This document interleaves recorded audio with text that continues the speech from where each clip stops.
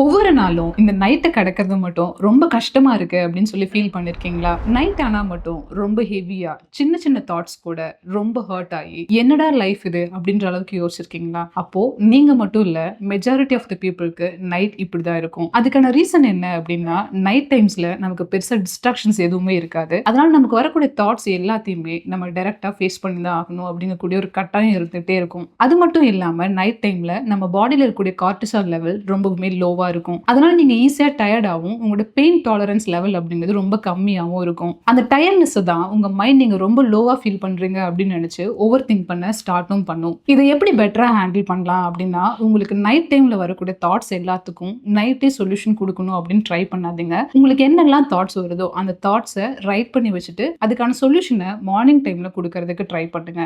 And remind your self, I am feeling low because I am tired, not because I am wrong சொல்லிட்டு. So இதுக்கப்புறமா உங்க night times உங்களுக்கு ரொம்ப ஹெவியா இருக்கு அப்படின்னு சொல்லி ஃபீல் பண்ணீங்கன்னா பயப்படாதீங்க. You are not broken, you are just a human.